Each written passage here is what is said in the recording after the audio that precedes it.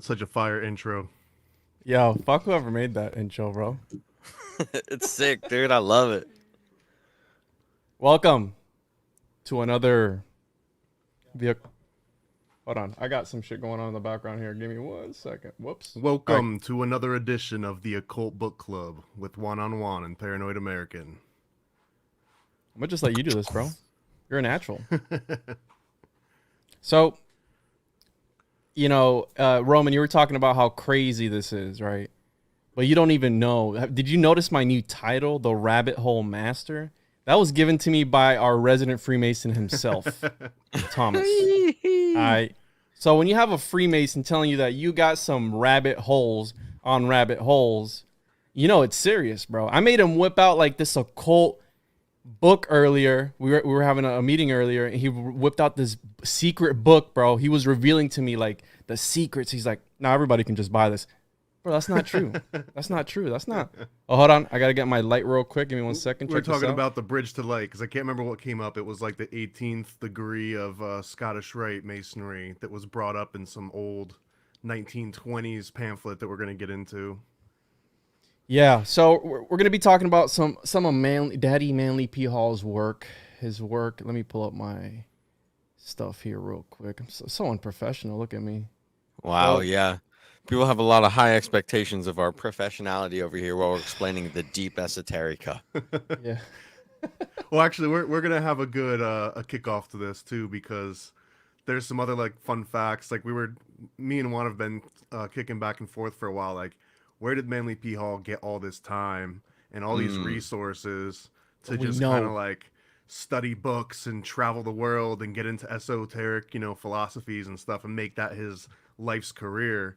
And it turns out that he had some sugar mamas. He had a mother don't spill the daughter. beans yet, Thomas. Don't spill the beans, bro. Okay, all right. I'll save that.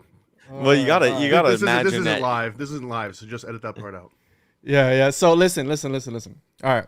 Before we get started, I'm gonna go first. Share our social media, all this stuff while people get in here. Right. We got some people in the chat. What's up, Gabe? What's up, Militant Funk? How you doing? We got Grant, how you guys doing? Welcome. Go ahead, sit down, crisscross applesauce, and open up your Torah to chapter 5, verse 27. So before we get into it, Paranoid American, where can people find your work and look you up, bro? ParanoidAmerican.com, at Paranoid American on Instagram, and then newly we've got a whole bunch of materials on Amazon. So if you look for Paranoid American hard enough, if they haven't buried us to page 6 or 7 or 8 or 9 or 10, but I got some comic books on there and coloring books. But yeah, ParanoidAmerican.com. Check out what I'm about.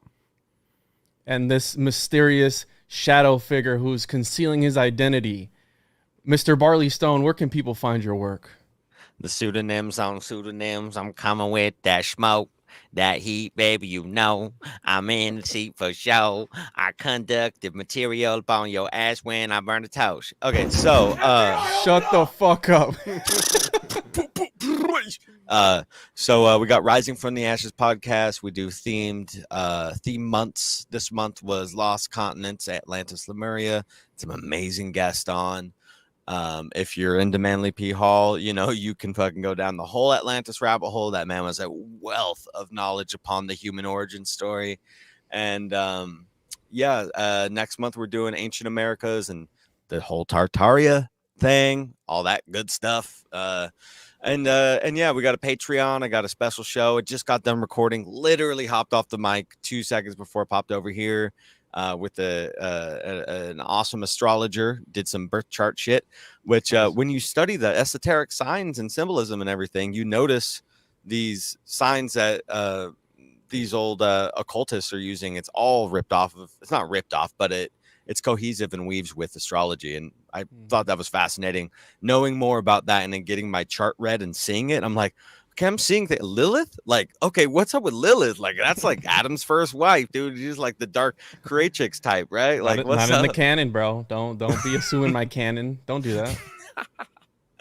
Oh goodness, but yeah, man. Anyways, I'm super stoked on this. I'm fucking glad to see what happens tonight, because y'all apparently have done some been going super deep on the actual life of Manly P. Hall, which is quite a rabbit hole roller coaster, huh?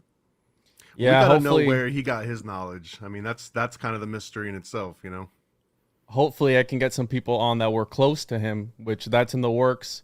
To do an interview and talk to them about what he was really truly like in the flesh. You know what I mean? Like that's what fascinates me about him, because he's been so influential to me and my journey as far as trying to figure out the secrets to all these mysteries. And I think that if I'm able to sit down with somebody and actually figure out, what he was like and what he talked about, and just his mannerisms, like what it must have been like to be in the room with somebody so smart who's so well versed in all these things. And that's what I'm working on now. But you can find me on any social media platform at the One-on-One Podcast. If you found this live stream, you probably already follow me, but just in case you're a first-time listener, and this is a side show that I do with Paranoid American, the Occult Book Club, where we do the research for you. We read about some messed up things, and we're here for you, okay? We're here to reveal the secrets to you. And we have our resident Freemason, so he's balls deep in this. He's been part of various secret societies from my knowledge, and we're ready to go. So today we're going to be covering the All-Seeing Eye, which was a series of journals by Manly P. Hall. And Paranoid American's going to be giving the intro on that. It was from 1923 to 1931. Today we're going to be trying to stick on volume 1, numbers 1 to 6, which was in 1923. So go ahead and do your thing, Thomas. It's your time to shine, bro. All right. Well, a quick little intro, because I was looking into All-Seeing Eye. I actually hadn't heard of it before, Juan brought it up. So the first volume was every 2 months, so there were 6, and then I think they did another 6 for one volume, and then they went to quarterly, so there was only 4. And then at one point he was putting them out weekly for like 6 months. So this whole newsletter, this monthly magazine, kind of went through a lot of different iterations. And this very first one, I really have a strong opinion on the first of anything, right? Because this is sort of this new endeavor, this All-Seeing Eye magazine. So this was his chance to put what he thought was important out into the world and see if it floated. And it, went on for many, many volumes. But this very first issue kind of shines a big light on what Manly P. Hall really was thinking of at that time. You felt personally attacked, didn't you, Thomas? We'll get into that, because that was much later on. That was in issue 5 or 6. I'll do your thing, bro. If you want to start getting into that, so we can give a little bit of background as to who he was and why he received so much hate. Because right, you go on Reddit and people go, "Nah, this guy for the Freemasons." Bro. Reddit and a lot of Freemason forums, and just there's a very specific corner of Freemasonry that looks down on Manly P. Hall. And reading through some of these first issues, I can kind of see why, because he kind of calls them out. There's some shots fired out there. He says things like 99% of Masons don't know what the hell they're doing, and only 1% are really worth anything. And then he goes even deeper than that. He kind of calls out like 3 or 4 notable people.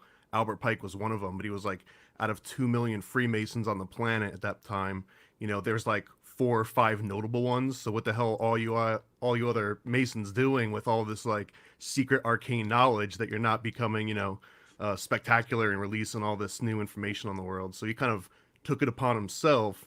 And while he did that, Freemasons were not happy because he was divulging some of their secrets.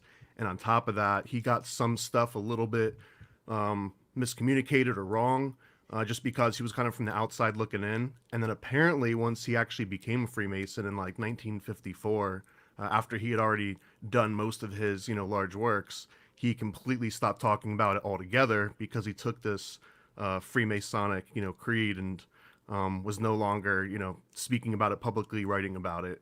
He's like, this is why they don't do it. There's an oath. Yeah. So he's got this kind of background with Freemasonry, but for a tiny little minority, there's a lot of Freemasons that you bring up Manly P. Hall's name, and they'll just scoff at him. Yeah, and I've seen that like quite a bit. And obviously a lot of these secret societies, right, that's their whole thing, these higher levels of initiation. You need to take that the sworn secrecy, you can't say anything, and then, but I mean, obviously you're gonna have whistleblowers here and there. And I was talking to Thomas about these secret societies and people, where how much of it is actually blown up out of proportion. How much of it is actually true, right? We have the Hellfire Clubs, the OGs of Do What Thou Wilt, and how horrible and horrendous these guys were.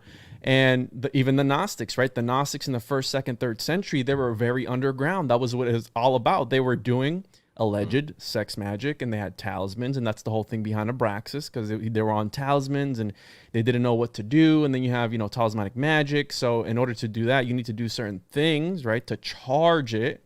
So how much of it was it? Again, it was a lot of the history that we know about the Gnostics is written by these church fathers, which hated the Gnostics. So how much of it is propaganda? How much of it was actually true? Was it as horrible as they say it was? Did the Knights Templar, was everything exaggerated against them? Because there's conspiracy in that as well. Not saying that they were good guys. I'm sure they were pieces of shit, but interesting nonetheless. You know what I mean? So Thomas and I were talking, and we wanted to get into this because, dude, there were some rabbit holes that just popped up. Well, let me start out really quick. I'm going to share my screen if I can. Yeah, I'm going to pull you up now. All right, so we're going to pull up. There you go. All right. So this is a cover of the very first issue. And I'm just going to show what I think is really important is we have, the little title page. It's going to be on all of them. They all kind of start with a poem. This one, interesting, starts with a poem from an inmate of Folsom Prison.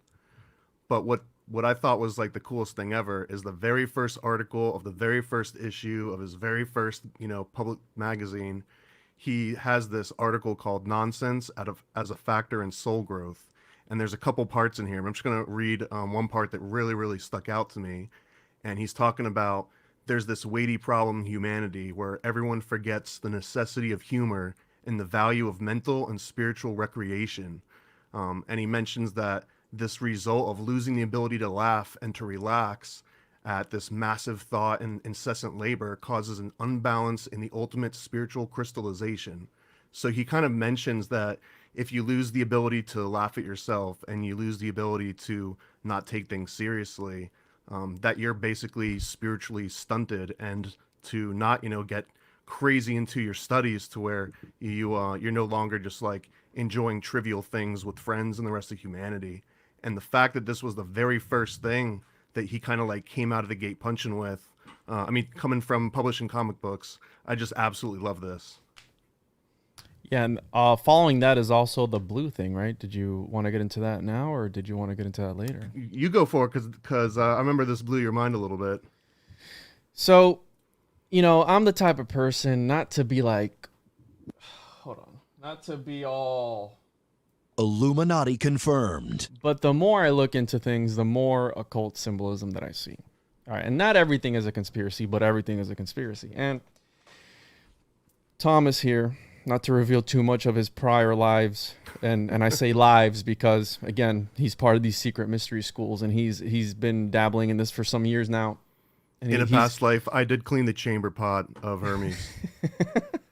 And he was, he's dancing with the lizards, jumping through the fires and all this shit. You know what I mean? So not to reveal too much, but he's got experience in the realm of digital design and arts, right? He's a comic book publisher. We got something special coming up soon, ladies and gentlemen, which I think people are really going to enjoy. And he confirmed a conspiracy for me about that I've been talking about, saying, hey, we've been led to, and mind you, this is sprouting from these readings. A lot of these, did you talk about the noir type of stories that are in here, Thomas? No, that's actually one of my favorite parts about this, is that, again, this is Manly P. Hall writing it in 1920s. So in addition to all this, 20, like, what? He's 20 what? He's 23, I think. Oh, this is 19... He's 22 years old when this first issue comes out, and this is in 1923. And the crazy thing is that all of this like mystical Eastern philosophy is completely wrapped up with, guys wearing fedoras and lighting cigarettes, and they've got like a revolver that's tucked, beneath their trench coat. So there's all this like really cool film noir perspective to all of the esoteric, teachings that he's got. And in addition to just kind of being a bunch of lectures in here, he has a lot of different creative writing aspects. So there's a lot of short stories. One in particular is called The Third Eye, and it has to be autobiographical, because a lot of people say that, most writers, especially starting out, all their works are autobiographical at some level. So his very first story in the first issue is called The Third Eye, and it's about a writer that's writing a book about how to utilize your pineal gland to gain all these abilities, and he ends up getting murdered. And the cops come and they're trying to investigate, and they find this Eastern, like guru next door, and they try to pin it on him, and this guy hypnotizes him, and then it has like a little ... to be continued. But it just so crazy because to me this is like how maybe he saw himself, is that he's working on this masterwork, and then maybe he felt some element of persecution, that someone was going to come after him and get him because he was writing about these these kind of arcane topics. So I just kind of love this whole aspect to it, where it's not just droning on about breaking down religious texts and trying to talk about symbolism. There's also a whole bunch of like detective comic style writing in these. Yeah, it's very story like, and I was kind of surprised too when I was reading that, because as many lectures as I've listened to of Manly P. Hall, I didn't really get that he was like into stories and all this stuff, but a lot of these things are presented as stories, a lot of the information in here. And we saw a clip where he was in a movie or two, like actual Hollywood productions. Yes. Did you know that, Roman? What's up? No, what movies was he in? We'd have to look it up on his side. It's on YouTube. You can watch the whole movie, but he's got little clips in it. And also towards the mid or later years of his life, he was consulted by Hollywood on all sorts of different scripts. And I think there was maybe 3 or 4 fairly large movies that were based on sort of his consultation. And I think he's got a list of like 15 to 20 scripts that just never made it. Yeah, that's beautiful. He did one that I saw that I could confirm that he was in it playing himself, and I think it was like a love story or something like that. I haven't watched it actually, but probably should. It was a really small part. And I love looking at the art, that they used back then. I like looking at the ads that they used back then. Here you have the Philosopher's Stone, right? That me and Thomas covered on the very first episode of the series. And notice that it's not for sale. This one's not for sale, but he's asking for money for people to subscribe. And maybe he didn't. Do you think maybe he didn't charge for this first one because it was the first one? Or? Actually, I noticed in the very last issue of Volume 1, so the 6th issue, at the end, he kind of has this appeal to the reader, and he mentions that everyone that got these first 6 issues, it was kind of on this trial basis because there were students or something of some kind, but then they go to a paid model after this. So that's another cool thing of like seeing how this magazine itself evolved and adapted, and how frequent it was, how much he was charging for it, whether or not he was charging for it. Notice this: Atlantis, the lost continent, nonsense as a factor in soul growth, right? And he's talking about a lot of occultic stuff, obviously Manly P. Hall.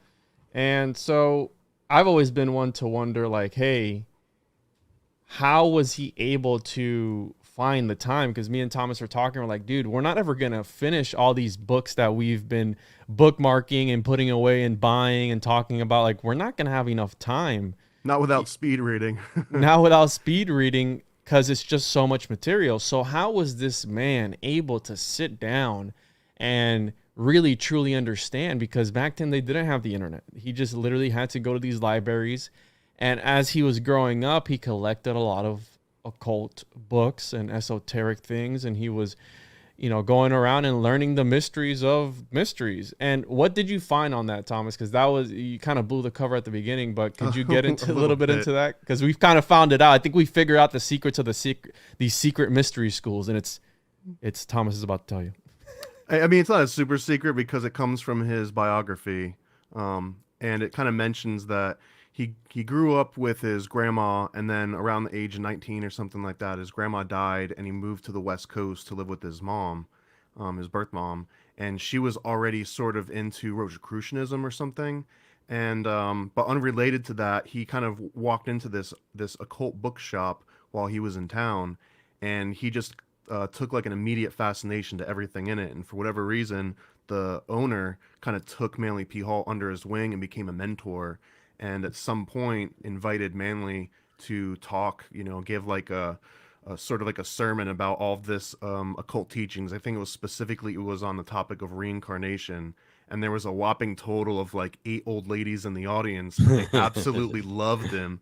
And one of the recurring kind of themes here is that Manly P. Hall in his younger years had this androgynous look to him, and it was so pronounced that there was actually some newspaper articles that as he was kind of coming up, they sort of noted this androgynous factor to him. But his audience tended to be just absolutely filled with women, and at one point there was a fairly wealthy wife and daughter of like an oil fortune, and they just fell in love with him head over heels. And there was all these rumors that there might have been some romantic element to it, and that Manly might have been milking him a little bit. But the long story short was that they basically gave him a house. They gave him like 15 grand up front. They gave him all these resources, and then at some point in his early 30s, I think, they basically left him a allowance of like $15,000 a year for like 38 years. And we looked it up, and I think the conversion rate was something around like $6 million. So Jesus. essentially in his early 20s, he kind of, falls into this mother-daughter team that absolutely love him and gets laying $6 million. pipe, That's a little too much of a Fresh Prince of Bel-Air vibe for me, though. Are we sure this is real? Like, or is there not some sort of like, because you got Bill Gates, you got all these other people who kind of have like this like really easy setup story, like so maybe, although he was working on Wall Street when he was living with his grandma, but she she died at some point unexpectedly, and he had to quit his job on Wall Street and kind of started completely over. And he came up in this circuit of being like an occult orator, and would go and just give lectures on all sorts of occult topics. And I think what about his originally early childhood? Do you know? I guess it was a little bit sordid because he never met his dad, and he just traveled around with his grandma mostly. And after the grandma died, he moved in with his mom, who he didn't really know that well at that point. Wow. Yeah, that I mean, your upbringing paints the veil of like it paints the vase of the beautiful vase of the story of life. So, when you have such an interesting story like Manly P. Hall, you got to really you got to look at the roots and be like, what was really going on here? Being raised by your grandma, not knowing your dad, like that right there starts off of being like you can have an interest in. Well, consider not going your dad and growing up. It almost made have like molded his mind into this life of research and just forever searching for, this ultimate truth. And we're seeing a pattern here, right? Absent father, Manly P. Hall. Absent father, H.P. Lovecraft. Absent father, Jack Parsons. And they're arguably, right, H.P. Lovecraft said he wasn't in the occult, but it's just, you find it so hard to believe that he wasn't, you know what I mean? He knew his work was loaded with the symbolism of the occult and esoteric shit that, okay, maybe he wasn't practicing it, but dude knew about it. I mean, he was balls deep in this, you know what I mean? Like you can't, and we got some He's fire. a high priestess. Yeah, he did that on. We have some fire comments here. I like his piercing reptilian eyes let him read at 100 pages per second. Fresh Hermes of Bel Air. I love that. So he had some piercing eyes, man, and I'm sure he's he kind of handsome, leaned bro. into it. Well, he leaned into it with some eyeliner and some makeup, but he knew what he was doing. I think he looks creepy, dude. Honestly, I think he was a handsome guy, and they taught he had broad shoulders, football like athletic body, football player. Tall. He kind of checked a lot of boxes, Yeah, so here's where it gets weird, Roman. Remember last night we were talking about Blue Lotus on the Atlantis episode? Absolutely. Yeah, and I was like, everybody needs to try this plant. It's sacred. It's old. You need to eat Blue Lotus. So you can smoke it too, can't you? Yeah, I think so. Yeah, put it in the blends. I think the Egyptians were is that the psychedelic one? Is that the one that's psychedelic? It's supposed to be. They used to sell it on the internet back in like the 90s. It was one of those ones that no one knew about at the time. But I don't think it's super potent unless maybe you can get Blue some Lotus is not a something. lotus. Blue Lotus is not a lotus. It's a lily pad, and it grows in the water. And it's like you can make a tea and have some pretty good body high, and you can have some slight hallucinogenics if you drink enough. Shit is potent. It's supposed to really help with meditation and lucid dreaming. Interesting. So I mean, that's a new series we need to get into. Everyone orders a drug off the internet, and we just see what happens. That's great. Let's do it. I got some mad honey, which is honey from Nepal in the Himalayas, where these these bees once a year. They go and they pollinate this flower with a neurotoxin, and when they come back and make the honey, some of that neurotoxin is in the honey. And I've got some. Actually, Ooh. I don't have any. I know somebody who has some, and he got it off the internet, and he hasn't tried it yet, but it's pretty crazy that it's this honey that can make you. So, but it's called mad honey for a reason. So, check this out, Roman. This is where I start flipping a lid, because Thomas here, he gets kind of mad when we're talking, having a conversation, and I'm throwing just names at him. I go, hey, dude, Google this guy. Boom. He starts Googling. He's like, dude, you got these crazy wormholes and rabbit holes and stuff. And I go, okay, listen, bro, whatever, dude. You know, it's just I'm attracting these things. I'm interested in it, and I love diving down a good rabbit hole. And last night I found myself at the very deep end, at the very, very deepest end of a rabbit hole, all from reading some of these passages that I was reading in this book, in these journals. Are you skipping over the color thing now? No, I'm gonna do it now. So Okay. yeah, we're not getting there yet. Okay, we're gonna be here a little bit. Okay, yeah. So we have the blue Krishna, and he's talking about, you know, always having blue skin. Da da da. He's got a little story here because, and then when I was talking to Thomas, the reason for this is said to be that blue is the symbol of the Father, the highest of the three primary colors. Okay, so Thomas, being the reptilian that he is, and being a part of all these secret societies that he's been collecting initiations in for all these years, right, that he's been here, and his past lifetimes. I think he's got like 7 past lifetimes, I've heard. But check this out. He's like, oh, well, the actual primary colors were da-da-da, this and that. It was, what was it, red, green? No, so I like how you frame all this up, but I just need to reframe it a little bit really quick. So this isn't secret teachings and arcane knowledge. This is a result of living. It is. Of growing up in the 80s in front of a television and then later a computer. So as I was reading this, he mentions that the 3 primary colors being blue, yellow, and red.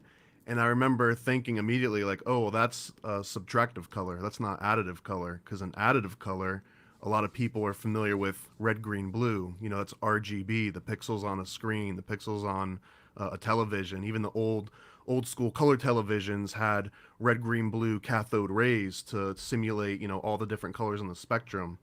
And for some reason this blue one's mine, but I know because when I, you know, one of my first jobs when I was working like minimum wage at like 14 or 15, I worked in a print shop, and I quickly understood the difference between what you saw on the screen, which was RGB additive color, versus what you see on paper when it's printed. And the main reason here is that in subtractive color, which is, I mean, in here we talk about blue, yellow, red, but really it's CMYK. It's cayenne, yellow, magenta, and then K stands for black, but we can kind of ignore that for this. Whereas RGB is additive, and this is because the light is coming through it, and those different colors are sort of filtering the light as it goes through. And if you add those different colors together, red, green, and blue, you get white. But with subtractive color, think about when you're back in kindergarten or, you know, doing finger paints or whatever, and you're painting on a canvas. If you take the 3 primary colors and you mix them together, you don't get white. You get like a dark shade of brown, and then you add a little black to that and it becomes completely black. So to me, that, you know, he is clearly talking about these 3 primary colors, and I just mentioned it because I'm just so used to, you know, staring at a computer screen. My 3 primary colors are red, green, blue, not necessarily blue, yellow, red.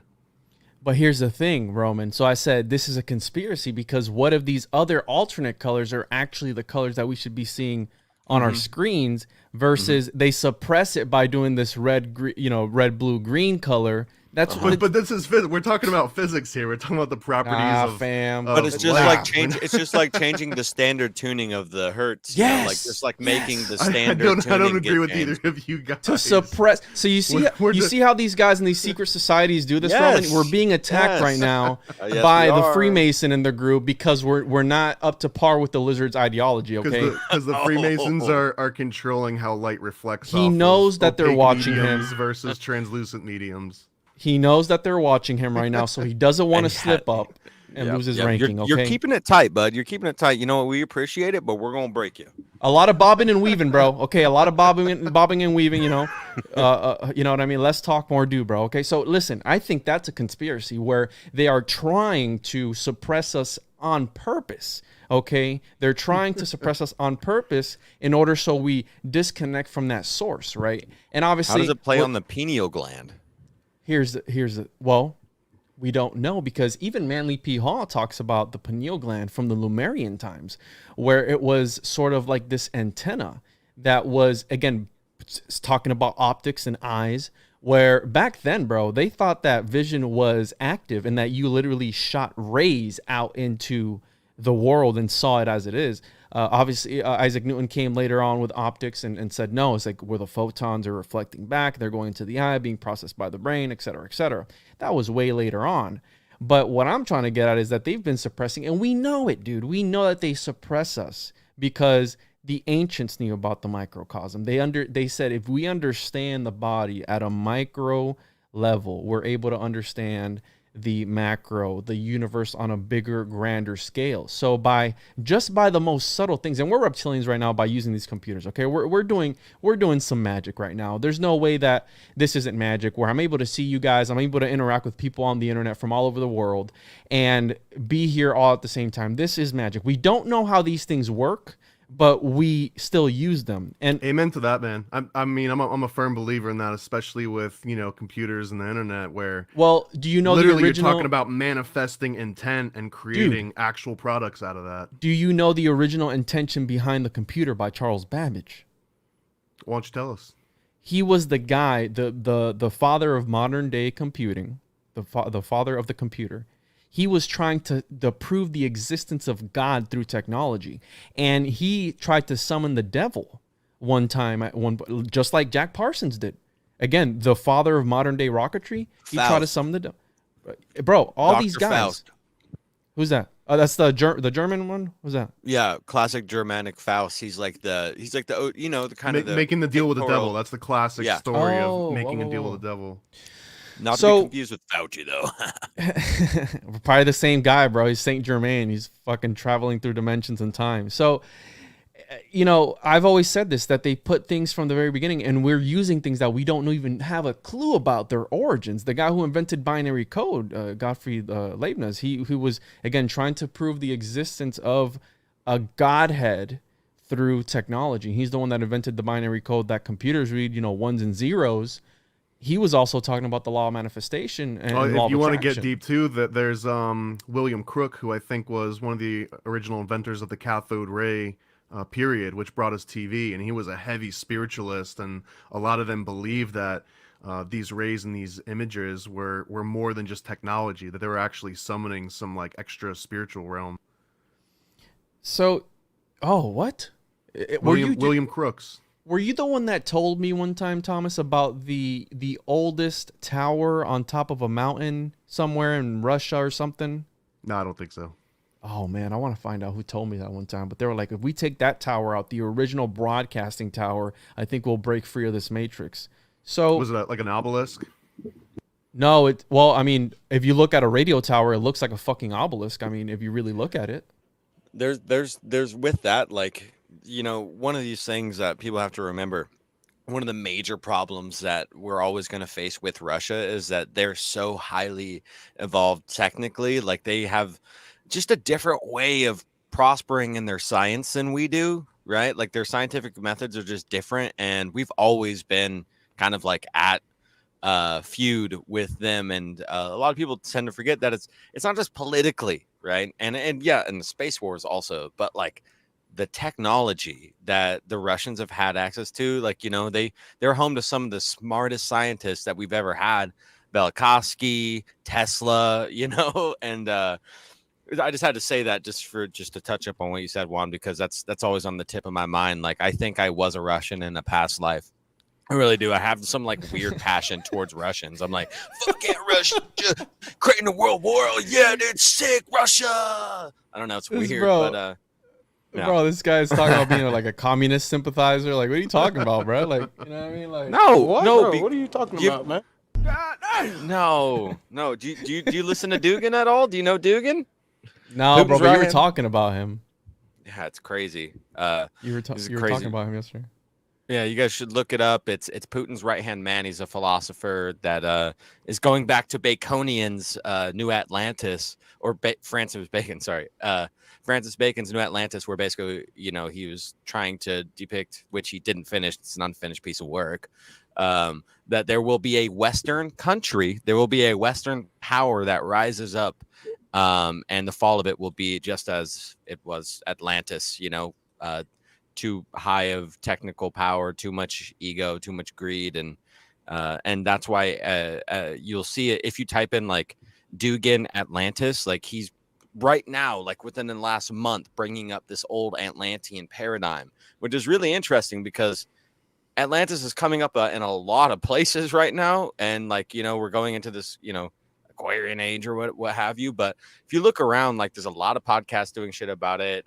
You have the entire world stage with Putin and Dugan, and they're calling America Atlantis. Like that's what they're calling us. They're calling us the Atlantean power. And if you look at Francis Bacon's work of New Atlantis, It's a utopia. exactly. So like they're saying they are the original motherland, and that we are to be taken out. And that's basically right. Putin's right hand man. That's saying that no cost will it'll be at no cost to take out the Atlanteans as it should be.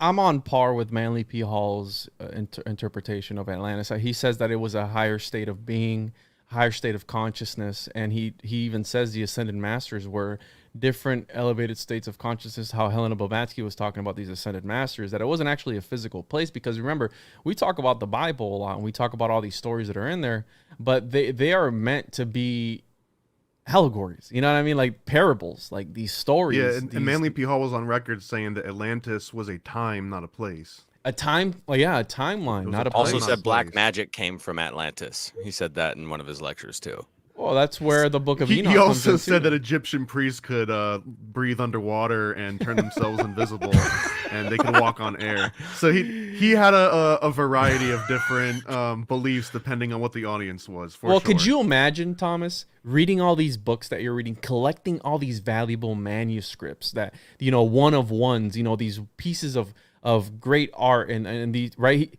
Did you mention about the books that he thought books were like seeing into everything and Yeah, so actually I got a couple specific quotes that I had on this. So let me just I don't have to pull them up, but I wanted to mention, because this goes also into the mentality of someone that just digests information nonstop. And he says, quote, and this is from the first edition: "There are no truer friends than volumes whose treasured contents become etched into our souls. The average individual's idea of a friend is someone who will agree with them, and a book is the most obliging of all. If you feel lazy, the book will be uninteresting. If you feel mean, meanness gleams from every page. And if sarcasm holds you in its grasp, every word of the author seems like satire. And if you feel hungry for a certain line of information, the book is eager to give it to you." And then he says later on that there's no more wonderful place in all the world than a bookstore such as we find in old countries, with rows and rows of musty volumes, where stepladders lead up to shades unknown, and ancient tomes, some of which have slept upon their shelves since the days of Cromwell. He talks about books like they're these living things, these like repositories of information, and how they're his best friends, and that they're the perfect friend. And so I mean, just reading through this, it becomes abundantly clear that Manly P. Hall was like the biggest book nerd you probably ever would have met in your entire life. And this is even before he was, well into his 20s. So I think that kind of mentality, I mean, I wasn't a big book nerd when I was 22 or 23. You know what I mean? I was probably playing didn't even know how to a whole lot read, of did you, Grand Theft Thomas? Auto, and, I wasn't that far, into even caring about books. And that was this dude's entire life at that point. Yeah, I mean, you can only imagine. And dude, we got a comment here. Don't shit on breathing underwater. We have no idea what our abilities are when we aren't being poisoned and attacked by. Amen to that. It's a fair point. No, I absolutely. Because again, we've gone through lots of transitions as a species and a planet. So who knows? So I wanted to read this real quick. This stood out to me. Would man gain anything by living forever in one body? And we have here, as soon as the average student realizes that there are certain powers which transcend material things or apparently do so, and discovers that there are those who remain for infinite periods in one body, the student immediately desires to do the same thing because, after all, living and dying appear as very inconvenient phases in the evolution of man. Perpetual life seems to be a novelty which has attracted a number of people who have much better sense, and the fountain of eternal youth is sought for as earnestly now as in the days of Ponce de Leon. But let the student always remember that these great things are effects, and that the only cause which can bring them about is mastery and adeptship. So, you have these beautiful words too that he's talking about in a lot of these things. And I know you pulled up a couple, I think, that you were sending me, Thomas, of these things that are being said in here. And, there's a reason. I wish that the Philosophical Research Society still published these, because I would so fucking be subscribed to a service like this to receive journals. You should probably of this. make one. Bro, but that's so much harder. What do we have to offer as far as knowledge, right? Because, one of the things I got plenty. One of the things but seriously, here's one of the things that Michael Hoffman talks about, where as conspiracy theorists, right, we're regurgitating information that we're taking in and learning and just saying over and over again. But what the fuck are we doing with this information? Are we actually putting it to use? Are we actually doing anything with the information that we're learning? We preach about a lot of things about, like, down with the lizards, but here we are in front of a fucking computer screen right now talking to each other for however long. Hold on now. I've been putting this shit into comic books for the last 10 years, so I feel like I get a pass. Well, yeah, but here's... That's fact. Okay. See, these Freemasons again, at it again with this stuff, talking about what...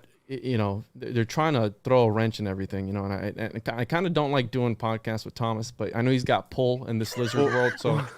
Well, hold on. I've actually got some of the shots fired pulled up here. Yeah, go ahead. You want to share your screen? Yeah. So he says some things about a certain amount of people, and I think Thomas cried today because his daddy was attacking him personally. And so it's this bit right here, and I think as soon as I read this, a lot of the Manly P. Hall sentiment I've come across from other Freemasons was abundantly clear after I read this. So it starts right here, and it says, "The average Mason is thoughtless.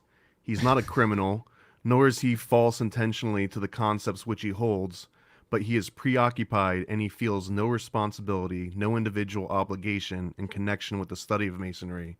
And then it gets even deeper here. He says, "When it comes right down to the truth, the average 32nd degree Mason knows little or nothing of even the first principles of Masonry, because he has not assumed the responsibility or the individual duties which makes him one with the spirit of Masonry. When these wondrous rituals are unfolded before him, he's thoughtless. When the lectures are delivered to him, he's thoughtless. As he dons the apron, as he transacts the business of his lodge, he is thoughtless." And I did feel a little bit personally attacked when I read this, because I remember when I became raised as a 32nd degree Mason, and I fell asleep like 3 or 4 times during the initiation ritual. I just couldn't stay awake, bro, because it started at like 6 a.m. and it was almost like an all day thing. And the nerves got the best of you. I'm wearing like a nice suit and shit, and I was just completely stressed. And I just remember falling asleep and just like waking up and like how much time just elapsed. You know what I mean? Was there like a test? Is there gonna be on the written quiz at the end? So as I'm reading this, and Manly Bummer Hall is almost like slapping my wrist and telling me like, "Bro, you fell asleep. Like, you're just a thoughtless, idiot." So yeah, I felt a little bit personally attacked just because, yeah, I mean, I 100% agree with this. The average Mason thoughtless. 32nd degree Mason knows little or nothing, even of the first 3 degrees. Yeah, that doesn't surprise me at all. And then he goes on to talk about how can a god of clay fill a shrine of gold. So there's like some nice little like a motherfucker. Yeah, dude, he had some like hot shots in there that he was throwing out. And the name of this one is Masonry Appeal for Better Masons. And this is an ongoing not like a series, but if you read through the rest of these magazines, very often he'll kind of have these articles that are like, here's how Masons are fucking up and they could be doing a lot better. And there's more than just a few of them. Yo. So also, you have Thomas getting high and just being at his rights there. He's just like stoned as fuck while they're presenting him his little skirt, and he's just stoned. And here you have Manly P. Hall talking, spitting the truth, calling these people out like, hey, did you just join this because you wanted to be cool? Did like I said, we learn about these things, but do we truly know what to do with this knowledge? Do we truly know how to achieve these higher states of not saying that there's no way of doing that. There's 100% ways of doing that, but more times than not, we're caught in this system, in the matrix, if you will, and we're like Neo trying to escape, trying to bob and weave. What were you gonna say, Roman? You were gonna add something of value? Yeah, no, when I'm reading through the massive amount of beautiful intuitive inscription this man has brought forth to the literary world, a common theme that he was putting down I thought was pretty cool. He was kind of painting societies, rise and fall, like the ebb and flow of life, right? Like he's just saying, look at all of these evidence that we have of all these different empires coming to fruition and then dissolving away. And it's similar to that of the story of the Phoenix. All these societies, they rise, and then from that, the ashes of their own demise, they crumble and then create again, yet something different, similar as the last remnants, but constantly changing. And I just thought it was really beautiful. Everything he writes is super poetic. But I did want to ask you guys, because I just got done doing a birth chart reading, and I don't know how into astrology you guys are, but a lot of occultism ties to astrology, like we had said, right? Like we're talking about a huge old order of systems. And Kaylee, who she might be watching, she said she was going to pop over. She does all areas of it, so she has very vast understanding of the Vedic and the tropical and the Western and all these things. And it shows me when she did a 2-hour birth chart reading, basically, it started to see all these aspects of myself that were kind of pre-planned from, whatever that type of, whatever that type of planning is from that celestial understanding. And Manly P. Hall talks a lot about reincarnation as well, right? Mm-hmm. And so if that's so, if he is an older spirit, older soul that basically chose his life beforehand because he's gone through all these cycles of work to come here, then his name being Manly P. Hall, HPM, and what we know about occult writers and everything, HP stands for High Priestess. Yes. I'm wondering, do you guys think there's is that just crazy, or do you think that that HP actually goes in there somewhere? I can't talk to this stuff to Thomas about it, mind you. He's in these occult circles and they don't let him talk about it. But whenever I bring stuff up about magic and all these woo-woo topics, Thomas he's not on that bus, bro. He doesn't support any of it. He is just totally against it. But I came out of the womb like a computer programmer, so I just gotta say, to me, at a very deep level, everything is like a 1 or a 0 or a math problem that has an exact answer, and every other answer is an incorrect one. And it's taken me, I'm 38. It's taken me 38 years to kind of become more and more open to sort of, it's not binary. There's like an infinite number of possibilities. Well, but when we start talking about gematria and shit, you definitely lose me.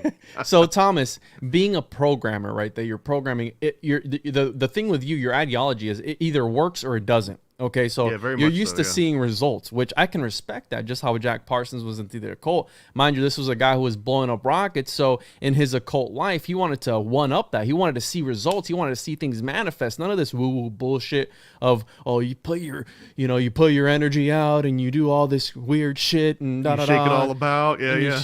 You do the Macarena naked in the desert, you jerk off, turn to the east, look, a lizard in the eye, and then you're supposed to manifest fucking who the fuck It's like something knows. You'd read in the back of like a Nintendo Power magazine, right?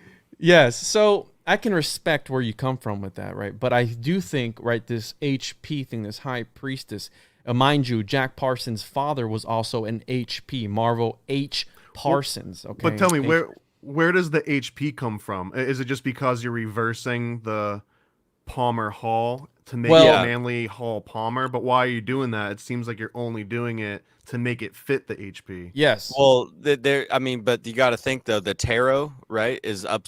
You have both sides of the coin. Like hermetically speaking, you do have. You have it one way, Mm. you have it the other, because it might be the reverse meaning.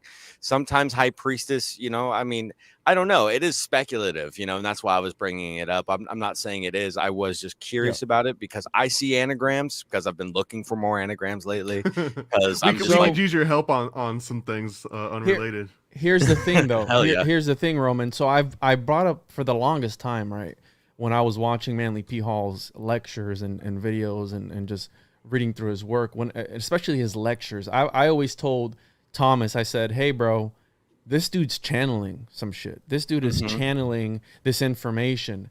But then Thomas, being who he is, he's like, no, dude.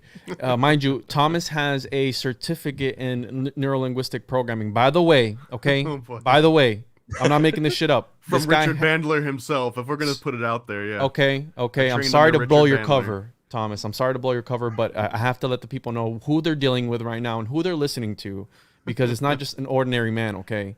It doesn't matter because everyone's gonna forget everything they heard after this is over. his beard talks to him, bro. There, I said it. Okay. So can you talk a little bit about when I brought that idea up to you one time on the podcast about how Manly was, channeling this information? Because if you notice the tone of his voice within these lectures, I feel like it changes sometimes when he's talking about the black magic aspect or the demons and stuff. I feel like he was like a lower tone. This is part of the trivium. This is like an old school tactic, and this is exactly the kind of thing Manly Palmer Hall would know all about. This is from the 7 liberal arts, the first 3 being the trivium, the last 4 being the quadrivium. But the trivium is grammar, logic, and rhetoric. And rhetoric is exactly what we're talking about here. This is being able to appeal to an audience. But when you say like going into this channeling and changing the speaking pattern, the cadence, and the vibrato of the voice, these are techniques that, ancient classical orators would just study for, their lifetime. And he knew what those techniques were, and he tapped into them, and it worked really well. And I think some of the other examples I brought up to you when we mentioned this before is that Manly Palmer Hall probably learned this because he came under the wing of this mentor, and he went to these speeches, and he saw, and a lot of these were happening in churches. But like this, it's the same sort of thing as like a loud preacher might know. And one of my examples is like Jim Jones, but Jim Jones, he didn't have a mentor. He just kind of grew up as a natural, having like this rhetorical power over people. And I think when he was a little kid, he would congregate other little kids in like the playground and like throw speeches at them, and they would like sit down and be blown away. So this power of rhetoric is something that really powerful speakers can just kind of step into and step out of as they need it. So to me, it's just him having this very particular skill that's very well honed. And it fit directly in line to the types of material that he was already interested in. Yeah. So there's no way he wouldn't know about rhetoric as an actual skill to learn and develop. Can you talk about the memory palace, Thomas? Because that's also very fascinating. Because we got to do a whole show on memory techniques from Francis Yates and all sorts of different people throughout history. So what do you want to know about memory palace though? The lowdown, how Manly P. Hall is able to remember these without stuttering, without getting lost. I would be fascinated to know his actual memory techniques, but the most classical ones. The memory palace, again, it's like thinking of a childhood home or thinking of a house you've lived in for 10 to 20 years, and you just mentally walk through these locations. Or if you just had like a route to school that you worked or that you walked every single day, you would remember every house that you passed by. So in order to remember a long speech, each house you walk by that remember, that would be like a different topic or a different category. And if you wanted to really make it in bed, let's say you walked by 5 houses on your way to school to make it simple, each of those houses could be a different paragraph. And the contents of those paragraphs, as you walk by the house, imagine them like kicking down the front door and running out and like attacking you. So this is a very memorable way of kind of remembering this. And you can remember it in order. You can remember the exact things. You can remember the details, the things you want to emphasize. So just, extrapolate that times 100 and you can kind of memorize an entire book. And I think that's typically what a lot of these guys do. Yo, shout out to Thailand. Shout out to all the lady boys out there. How you doing? Look, we got a guy from Thailand in the chat. No disrespect, but Hey, yeah, actually, oh yeah, go ahead. Yep. no, it's fascinating because I've always when I first met Thomas, which I think that I think he's been sent here to infiltrate the Juan podcast community, and I think that he's my handler in some sort of way where he's watching and he's just planting these different ideas in my head. Whatever, that's besides the point. But check this out. When he told me that, I was like, what the fuck? Because imagine, bro, the Library of Alexandria, right? Alexandria, when they were doing the OG podcastings, they had these rooms where the greatest minds of all time would go there. They knew about this. They knew about these techniques in order to remember things and recite things from the very beginning just to the very end. And you have a 2.5 hour lecture with Manly P. Hall, and he's not even stuttering or stumbling upon anything. And dude, there's been times where I'm listening to him, and in the recording there's like a fucking ambulance or fire truck in the background just blaring, just bah, bah, and homeboy just keeps going, doesn't stop, doesn't do anything. So I'm like, this dude is either channeling this shit or he's in a higher state of consciousness to where he's able to tap into this memory palace and just remember. Yeah, he's walking through like a mansion in his head. What? He's not hearing all this shit. Bro, And just a really quick tangent. There's a new cartoon that came out recently called Dicktown, and I think it's about like these private investigators. It's like an Adult Swim kind of cartoon or something. But one of the characters is constantly like tapping into his memory palace, but they make it seem like such a nerdy thing to do.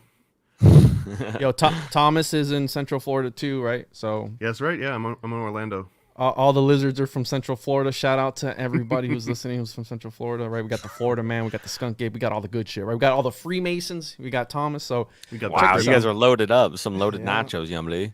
So here's where it got hairy. We're going to be jumping around here a little bit because I felt this was necessary, right?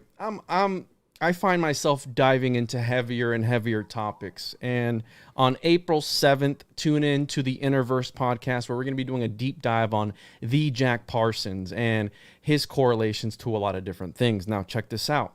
When I was reading this, I was like, I want to find something that's interesting, right? And as I dive down, I'm not feeling like I know everything by no means, but I want to learn the more interesting shit, right? Alchemy, dive deeper down into alchemy and all this shit. So I came across, let me pull my screen up here. I came across this, right?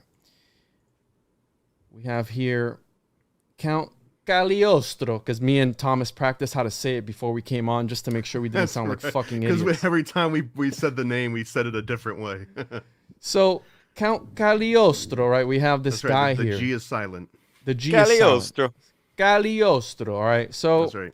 I'm reading through this thing, and one of the things that popped up that obviously resonated with me because I was doing research into, oh man, this is not the right one. I'll have to look for it, Thomas.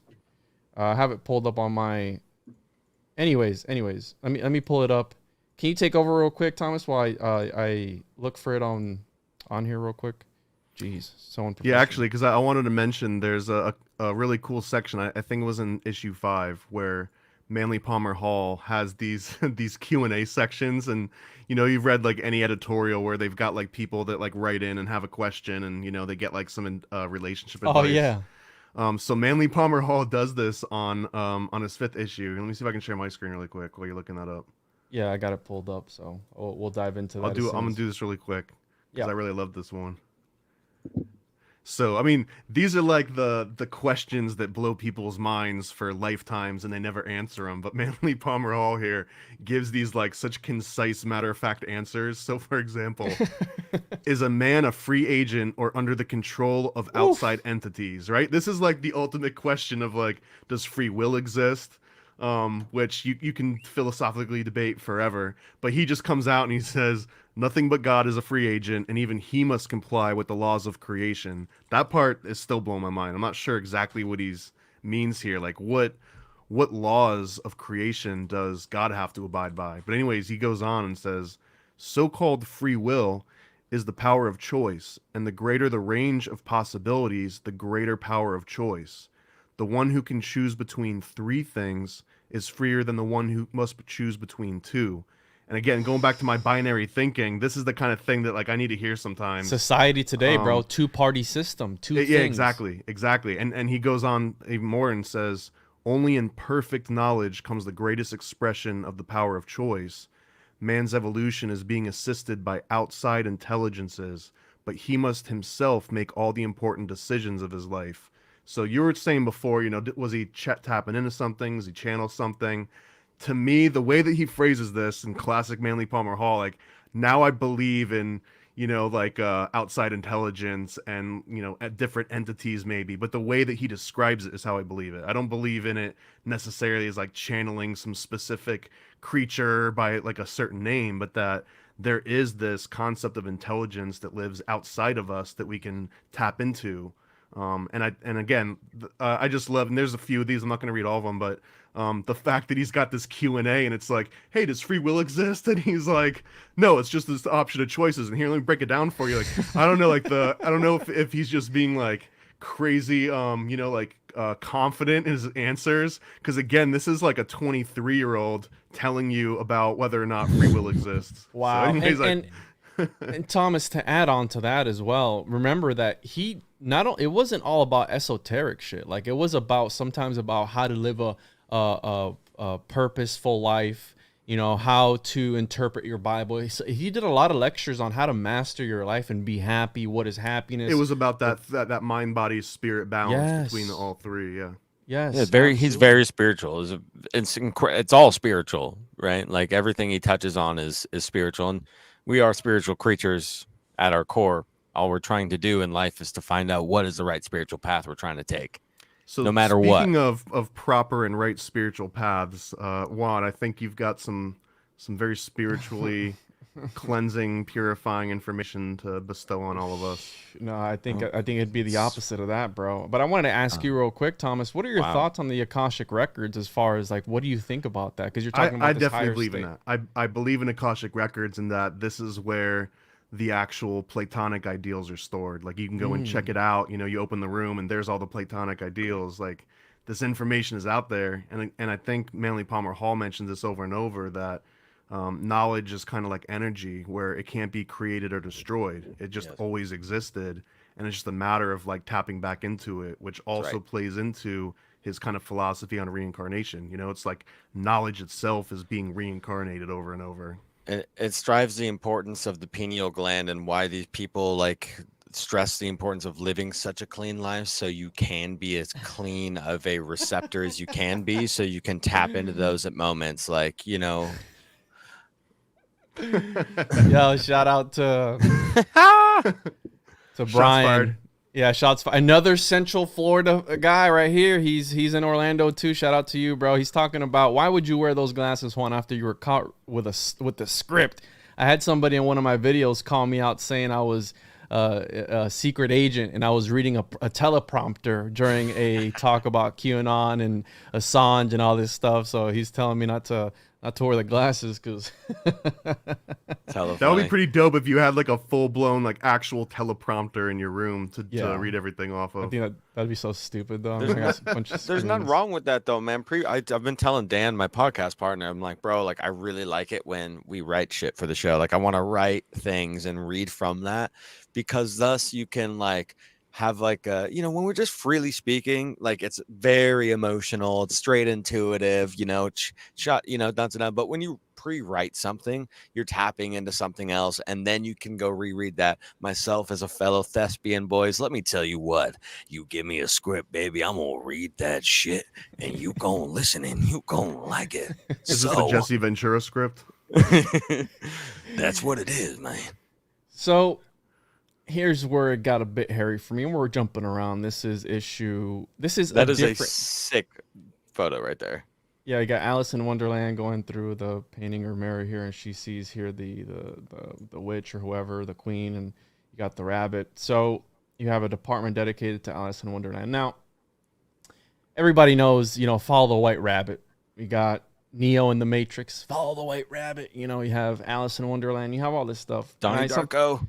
I find myself at times chasing that white rabbit and into the corners of history where I would rather not be sometimes. And On April 7th, we're going to be doing something related to this topic, but I want to just dip our toes in a little bit here and talk about it. Talk about alchemy and the elusive story of the homunculi, where you have Jack Parsons, supposedly the reason that he died was because he was trying to summon a homunculi. Now, we have this story of the homunculi, and I found it very weird, the synchronistic form, that the way I fall upon some ideas while I'm doing research on one topic, I'll have other ideas come up at the same time that relate, and I just follow these white rabbits down these rabbit holes, hence the title now, the Rabbit Hole Master, which I was given to by our fellow Freemason Thomas. And so the homunculi, right? We have, according to the teachings of the Paracelsian physicians and certain other alchemists, a homunculus is Paracelsian. Paracelsian. I'm sorry, Dad. Alchemist, a homunculus is an artificial human being generated by chemistry.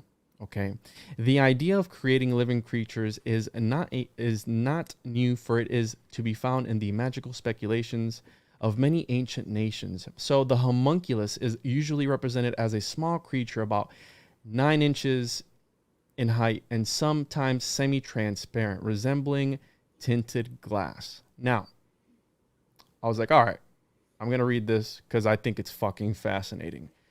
Mind you, what we're going to be getting into is a little bit grotesque. This wouldn't be the Occult Book Club if we didn't get into occult literature. Now, this is your disclaimer, okay? This is your trigger warning. This is your trigger warning to either turn the fucking stream off or stay with it, because it's about to get heavy, okay? It's about to get real. And this is what the show's about finding occult and esoteric pieces of work. So I felt it was necessary, okay? So, here I go. We have this name here. John Ferdinand, Count of Kuefstein, whatever the fuck his name is, okay? And he was, the court, John Ferdinand was not only a celebrated, and how do you say this word again, Thomas? Thaumaturgist. He was an occultist, student of the secret mysteries, and master of cursed sciences. Okay?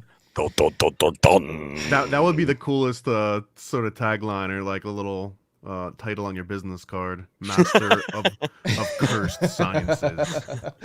So here we are. This is a story about some people that were parading around these little homunculi that they came around, and how they were being mistreated. Some of them died in the process of them being shown off, etc., etc.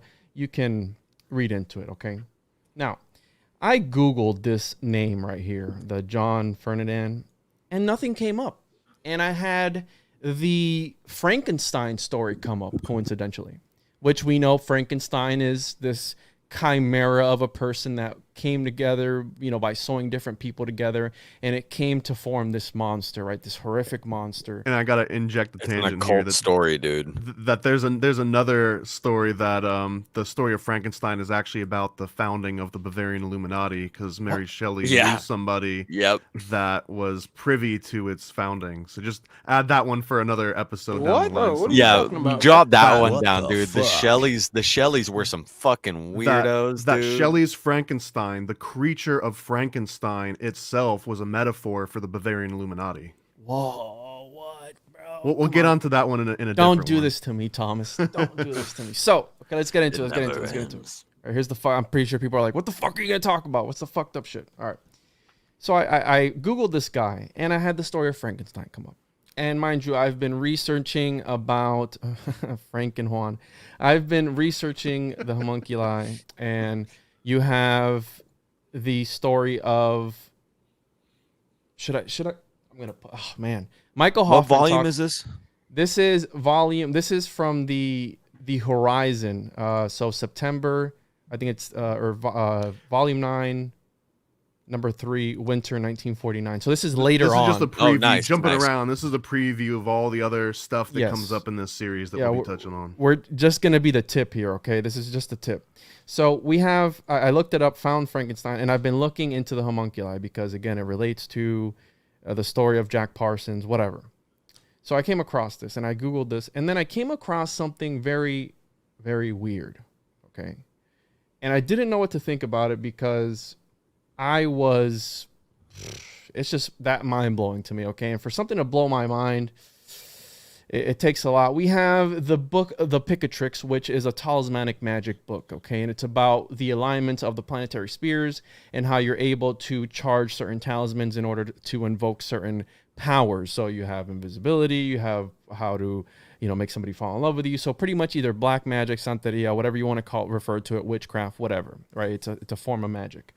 Now, you have in the Picatrix, it is more of this astrological, other celestial planes, whatever. Now, me and Roman have done an episode 80, if you haven't checked it out, the One-on-One podcast about the Transformers. Shout out to Gabe, Slick Dissident in the chat. Now, he was the one that really, I've always seen I love the anime, the Full Metal Alchemist, which is super, super occult. It has a bunch of things in there. And you have chimeras in there and the taboo in there, which, remember, a lot of these secret societies, a very big thing in them is breaking taboos. The shock of this idea when it's presented to the initiate, that shock is supposed to decondition them from their normal, usual lifestyle. So it's about breaking taboos, doing fucked up shit, okay? This is conditioning through trauma, which is just a typical mind control practice. Yes. It's a formula. So we Google this guy. And here I am at 3 a.m, laying down in bed on my tablet and connected to the Matrix as the reptilian that I am. And I come across something that really just fucked me up. And we have here this blog, which I looked at different ones, and it really summarized what I'm about to talk about. And mind you, this is your disclaimer, okay? Fucking prepare yourself, because this is fucked up shit. All right. It's fucked up. You have I encourage people to check this blog out, The Devil's Davenport. Oh, look at that, Davenport, Florida. Okay, .wordpress.com. Oh God, why is it always a Florida, man? Everywhere, man. So I came across this book, Liber Vaccae, or however you say it. Okay, the book of the cows. Okay, the book of cows, however you want to say it. And if you notice that word vaccae looks close to vaccine, that's because vaccine literally translates to or of cows. Tom, the first thing I saw was like vaccine. Oh, and then I had to read. I didn't say it. Thomas said it. Okay, in case we get pulled from demonetize just my part of the stream, please. Whatever. All right, whatever. This is fucked shit, guys. All right, I told you guys this is gonna get fucked up. All right, so. This article exists behind a disclaimer. The magical book I'm about to write about is just weird. It's weird. It's disgusting. And there's a lot of bodily fluids involved. Enter at your own risk. So there you go, guys. If you don't want to hear about this shit, get the fuck off the stream because it's about to get heavy, okay? And mind you, this is stuff from the medieval times. And this is a book that only 3 fragments exist somewhere in France or somewhere where it's the original copy of it. And it was translated. It was... what was the original translation? Aramaic? Was it? Thomas? Refresh my memory. I don't know. You always put me on the line for these questions. That's fine, bro. Whatever. We talked about this like 4 all hours we know ago. is that the rest of these are probably locked under the Vatican somewhere behind the secret. Okay. Key. So I like the way this guy put it. All right. So don't shoot the messenger. Okay. This is where my research has led me in this rabbit hole. So here we go. Here we go, ladies and gentlemen. Is that a Are you ready? Roman, are you ready? Yeah, let's go. All right, bro. Drop in. Do you want to save the world? We all know the bees are dying and pollinating plants is going to be a lot harder without them. If I asked you to help me save the bees, would you do it? Would you be prepared to engage in a lengthy act of ritual magic? All right, so check it out. We know about ritual magic. You have Aleister Crowley, Cuckley, whichever you prefer. We have Jack Parsons. We have a bunch of different occultists all throughout history that were doing fucked up things. We have Gilles de Reyes. We have Peter Neers, just to name a few. And you have Cagliostro, which we can get into later, okay? Simon Magus. So glad to hear. This is what we do. First, kill a lot of bees, then dry and powder them. Don't worry. It is the most normal thing you're going to do for the rest of the spell. Second, decapitate a female calf in a house with 14 shuttered windows on its eastern side. Sew up the mouth, nostrils, ears, eyes, rectum, and vulva. Okay. All right. I promise this is not the weirdest fucking part. But mind you, take this for a grain of salt because me and Thomas broke this down symbolically. He's got a point, okay? The Freemason has a point, so check it out. Then beat the corpse with the largest dog penis you can find every day for 50 days. All right. Third, sew the head back on the body and keep it in the house for another 50 days until it spontaneously starts to produce worms, which you will throw the bucket of dead powdered bees over. All right. So we got dog penis already right off the bat. Okay, right off the bat, it wouldn't be a ritual magic if you didn't have dog penises. Okay? I just hold on. I just want to prompt a question out there. When it says the largest dog penis you can find, how? I mean, did someone How far just and wide go? do you search? Yeah, and what are you looking for? Like, when do you know when you've hit the biggest one that you're gonna find? Years Now, of well, study. look at this guy said, now we're cooking with gas. Yes, we are. We're cooking with gas. I know it's a bit hard to Just follow, wait, everybody. We're just getting warmed Listen. up. We just hit it on low to medium, and it's starting to simmer a little bit. Yeah, it's starting to simmer. You're starting to get the water to boil a little bit. Stick with us, ladies and gentlemen, and non-binary folks, because it's about to get fucking wicked, okay? And mind you, this is where I went from reading Manly P. Hall at 2 a.m. to it was 4 a.m, and I was like, where the fuck am I? Where am I? This is weird. I'm Alice in Wonderland, okay? So hear me out, okay? Hear me. This is the Occult Book Club, not your grandma's book club, so we're going to talk about some fucked up shit. And this is a book from the 17th or 18th century. I don't know what century it's from, but anyways. So throw the dead powdered bees over the body, whatever. Now, fourth, seal the worms up for another 50 days, and finally the whole lot will explode into a huge mass of spontaneously generated bees. You can beat them with the dog penis again if you'd like. So, after this whole thing is done, right, you're probably 100 days in, you're going to be swinging the dog dick everywhere, just hitting everything and killing the bees, whatever, okay? Welcome to the world of Liber Vaccae. So this is the Book of the Cows. Now, it is the counterpart to the Picatrix, which is referenced in this book. If you haven't read the Picatrix, it's a very interesting read. I encourage listeners to go check it out if you want to have a good laugh, okay? It's very interesting. Now, this book is fucked, all right? And whoever wrote it is even more fucked. So apparently they claimed it's a pseudo-Platonic book that was written, they claim was written by Plato himself. Mind you, this reminds me of the Agrapha Dogmata, which Plato had these unwritten doctrines, mind you, okay? He had these doctrines that he said were so out there that you would not be able to grasp mentally, that you're not even able to understand it. So when they bring Plato in, one of the craziest fucking people in history, it piques your interest. But again, it was pseudo-Plato, pseudo-Platonic. Now, this isn't all. In one spell, so it's a grimoire, it's a book full of spells, intended to create an ointment that allows you to see spirits. The magician must pulp the eyes of a whale and mix it with his own semen. He then force feeds it to a rooster for a while until it grows huge in size and its eyes start blazing with a holy fire. Now, Thomas pointed out something very interesting. He said, this sounds a lot like a psychedelic trip. It sounds like this dude is just tripping on mushrooms and just tripping his balls off, which I could get. And I've always said, right, you have, people like Jack Parsons. I keep bringing Jack Parsons on because I just did a 2.5 hour episode on him. That releases Monday, so check that out when it comes out, Monday, 4 a.m. Eastern time. And he was one that in the Babylon working ritual ceremony, whatever, he left out certain steps in order to discourage people from doing it, right? Because it was a ritual that he had written. So when I'm reading this, I think about, hey, this fucking alchemist or whoever the fuck this guy was probably trolling people, for one, okay? Because who's actually going to go out and do something like this? But here's the thing. This sounds like a troll to me. But check it. It's a real book, okay, Roman? It's a real book, all right? I don't doubt that it's real. So no one would ever write a book with something that wasn't true in it.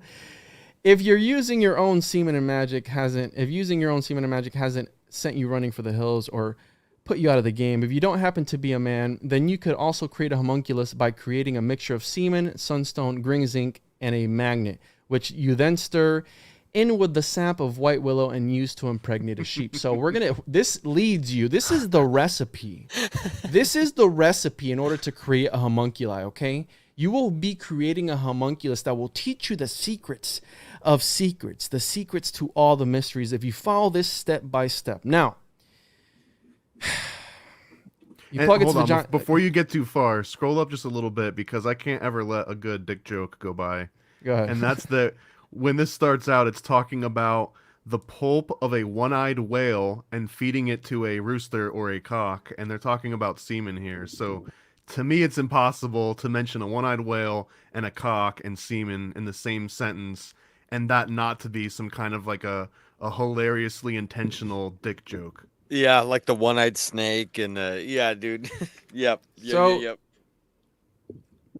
You know, we're asking and the like hard... Manly P. Hall said, like don't ever be above, having a little joke and laughing at trivial things. So And so Absolutely. remember, this is, on this show, we're going to be asking the hard questions. We're going to be looking, so you don't have to, ladies and gentlemen, so you don't have to fuck yourselves up and look this stuff up. We're doing it for you, okay? This is what we're all about here at the Occult Book Club. We're about discovering these pieces of work. Now, you do not have to eat your own semen. We're gonna do that research for you. No, Thomas, we're not going to do that research for them, okay? Don't fucking Whoa, put no, me in your we can take care of that for you. No, okay, Don't worry. listen. So... You plug that's on the Patreon only feed, by the way. So go ahead and make sure that's on the sign OnlyFans, bro. Get that right. That's right. So we have, if you plug its vagina with the sunstone, smear it with blood of a cow, and lock it up in a house until either it gives birth or animal welfare agents arrest you. There is also a version of the spell where you feed an ape flesh that has been marinated in your blood, then manually stimulate it. Okay, so you got to jerk the ape off after you feed it your flesh. Yeah, I think they're insinuating what type of flesh you're marinating. Yeah, okay, I don't know. Once the animal has given birth, yes, even the male ape you've been jerking off will eventually pop a sprog. The offspring is kept in a huge glass or lead vase for 3 days and fed on blood of its mother. So when I was reading this, I go, were these people creating the original vampires? Were they creating these beings that needed to be fed blood? Blood things and the original vampire. So after a week, one version of the spell requires you to smear it in a mixture of surprisingly not foul medicines. Possibly while chowning, it puts the lotion on its skin because you look at what you've done. The enter it back in the vase for 40 days, after which it will emerge as a one-legged man. All right. Bing, bing, bing. So one-legged man immediately stuck out to me as that's a mushroom, bro. Anytime, this is my brain working, I'm not going to say this is the truth, but anytime I'm reading through occult books and something comes up about a one-legged man in the midst of a whole bunch of weird shit going on, one-legged man was a typical reference, esoteric reference to magic mushrooms in a lot of different religious texts. Yeah, and for those listening, you're in for a fucking wild ride, aren't you? Nobody was expecting this when they jumped on this stream. They're like, "What the fuck?" You know what I mean? We're jerking off apes. We're beating fuck? cows with dog penises. We're taking mushrooms. You're in for a wild ride, ladies and gentlemen. So this one-legged man, right, who presumably hates you, which is fine because you're going to do horrible, horrible things to it. God damn. The creature isn't as much use alive as dead, and some of the magical powers you get from its corpse require it to outright torture the poor beast, or rather to torture it some more. If you feed it milk and blood for a month, then cut its intestines out while alive, you can produce an ointment that will allow you to teleport anywhere in the world instantly. If you decapitate the poor thing, you can make a potion that will turn a man into a sheep if he drinks it, or an ape if he anoints himself. If you make an ointment from its brain and eyes, you can see spirits. Okay, and mind you, this is black magic on black magic on black magic on And let me just throw out this really quick too, that where do magic mushrooms typically come from? They come from cow shit. Yes. And this is the book of the cow. But dude, if you want to just grow mushrooms, why don't you just order some spores online and grow them that way instead of doing all this fucked up shit? So that's the black magic part of it. Yo, check this comment out. Look at this. Can we get a one-legged man on a podcast? Well, you got a three-legged man with you right now, bro. If you catch my drift. Okay, whatever. So I could go on, right? Okay, why? In actuality, most of the Liber Vaccae is a fairly normal book for magic, for a book of magic from its time. The book is divided into two sections, major and minor, with sections on fairly ordinary magical topics, sowing seeds with extraordinary qualities, making candles, lights, and oils with magical properties, and ointment to cure short-sightedness, magical inks, and lanterns that show entertaining illusions. So you have a bunch. Ooh, look at this, Thomas. Look at that comment. Does that trigger anything in you, I bro? love that. I fucking love that. Does that trigger anything in you, bro? Because I know you're deep into the adrenochrome research. Gabe. Yes, dude. Side note, yeah, I've been working on a long book about adrenochrome and the history, and it ties into psychedelics, and more on that later. More on that to come. Yes. So even in these spells, there's a little weirdness. The minor section contains a spell to make a woman fart uncontrollably, and another to make someone think that his body was enormous and that black men are trying to kill him. There's also another spell to summon a black man with a stick. This is actually also known as fuck? the Jussie Smollett spell. No, nobody's gonna. Okay, whatever. All right, so again, very crazy fucking book. Now, for the love of God, there's a spell to create a mini cow with the face of a man, wings, and bird claws. Bull brains have to be mixed with human blood, then put in a vessel in the ground where they evolve like horrific Pokemon. First into a snake with horns and huge eyes, then bee-like worms, then a fish with a human face. Finally, the mixture becomes the cow, which you decapitate and make its fat into an ointment that can turn someone either into a pig or an ape. Okay? This is fucking crazy heavy shit. Again, there are some normalish spells. The Liber Vaccae has rituals to create rain, make plants grow in an hour, and trees to bend over. It has experiments to make armies and giants appear in the sky. So, research David Pingtree has shown the Liber Vaccae probably dates to the late 19th century, translated and adapted from another text. 9th century. Sorry, 9th century. Although only fragments of the Arabic versions exist, and there's only like 3 fragments of that. It seems as if, for all its oddness, the Liber Vaccae is a fairly influential text. There's a reference to it in the iconic magical books like the Picatrix. So I'm sorry. So earlier I said that they refer to the Picatrix in this, but it's the other way around. So the Picatrix refers to the Liber Vaccae. Yeah, this came before the Picatrix, or shortly before it. So here we go. It's Spain, and their versions attributed to the famous philosophers / scientists such as Galen and Plato, including versions where the volume title has been changed to Vaccae Platonis. And I want to point out that there is a book named Plato's Holy Cow, which is a book about some sort of symbolism. I didn't read it because, again, it was late last night, and I was like, you know what? I've had enough. I've had enough about this shit. So the Liber Vaccae sits as a sort of strange organic counterpart to the astral magic found in the Picatrix, while the Picatrix is largely based upon harnessing the natural astrological properties of various substances, inscribing them to optimize their power, and then using incantations to activate the latent energy. The Liber Vaccae is largely concerned with its own rather fringe ideas about the miscibility of the soul and the transmissibility of magical energies. Jeez, that was a mouthful. A huge part of the sexualized violence in the text represents the violence of conception and birth, creating a series of conceptions and artificial wombs that provoke creatures to evolve to a point where their soul energy can be harvested and used to give the sorcerer godlike powers. Does that sound familiar to any of you? Does that sound like Adreno? This is we're back to adrenochrome again. Yeah. That's right. I was like, dude, this is so heavily coded that, like, at the time it was written, because I was kind of looking up when the fuck it was written, and there's books reviewing this in the history of magic and shit like that, and yeah, they're basically saying like people in the medieval times were like reading this, and they were just kind of like, okay, but it was pretty popular at the time for like the actual learned people that could understand what the fuck they were talking about. This is actually required reading when you get off the boat to Little St. James. So check this out, ladies and gentlemen. We will be doing a deep dive with a scholar who has written a paper on this book, because it gets, you think this was fucked up? It gets even more fucked up, okay? And this is what we're about here at the Occult Book Club, about bringing the fucked up shit to the people and showing them that this is real to some people. Remember, there was a reason that the Dark Ages existed, because people were taking the Bible to a literal sense. Now, there's a mystical comprehension to things, how there is a literal comprehension to things. And to think that something like this, it's called the I forgot what the abominable mixture, I think is what they referred to it as, right? Because we have in the Old Testament, as Thomas and I were conversing about 5 hours ago, where in the Old Testament, God didn't want the Israelites mixing certain things together. He didn't want certain seeds, even certain people, mixing and commingling together. So here you have this just monstrosity of a book that's just so fucked up and just so dark about doing things to animals and doing things with brains and semen and all this stuff in order to create a homunculi. Okay, you know, this is did you have that other one pulled up, Thomas, about creating the homunculi? I can go off the top of the head with the homunculus. Yeah. Yeah, so again, the way that this relates to everything is I read the homunculi in the Manly P. Hall shit.